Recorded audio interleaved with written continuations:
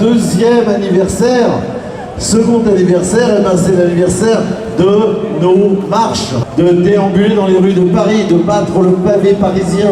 C'est la troisième année, le démarrage était le 24 octobre 2020 et nous sommes au mois d'octobre 2023.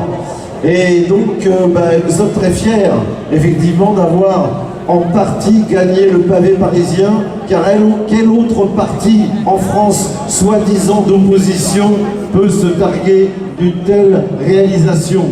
J'en vois pas. C'est pas le RN, certainement pas. On peut pas aller dîner avec Macron et en même temps battre le pavé parisien.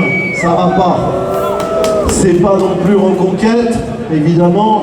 C'est pas non plus LR et tous les autres partis institutionnels qui, comme le trombinoscope, vous savez, existent encore, on le voit encore, mais n'existent déjà plus. Ils ont déjà disparu.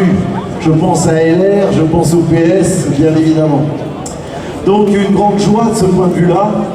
Et battre le pavé, c'est très bien, il faut le faire. Et beaucoup de partis chuchotent que nous avons réussi ce pari. Et ils sont incapables de le faire eux-mêmes, bien évidemment, ils n'ont pas les troupes pour ça. Mais ce n'est pas suffisant. Le combat politique, il passe aussi par les urnes. Et je sais que parmi vous, il y a des promeneurs avec nous, et c'est très important, qui n'ont pas leur carte pour voter. Donc je vous stigmatise à prendre les cartes de votants et à faire prendre les cartes pour voter l'année prochaine à tous vos parents, amis, voisins, etc. Il faut absolument le faire parce que quoi?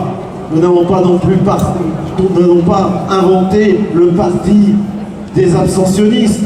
Qu'est-ce qu'on va leur dire aux abstentionnistes si on crée un parti? On va leur dire venez, mais surtout n'adhérez pas, et surtout ne votez pas, c'est absurde. Donc il faut le faire. Donc je vous engage dès maintenant à penser à ces cartes d'électeurs pour que nous soyons des dizaines, des centaines de milliers et de millions à voter pour nos convictions, c'est-à-dire pour la sortie de l'Union européenne, parce qu'il n'y a pas d'autre issue, et la sortie de l'OTAN, de la CEDH, de l'OMS. Et c'est très important parce que la droite, la gauche, aujourd'hui, ce sont des partis soumis. Nous sommes ni de droite ni de gauche, car nous sommes pour le parti de la liberté. Et c'est le seul qui vaille aujourd'hui, c'est le seul combat à mener. Bravo à vous!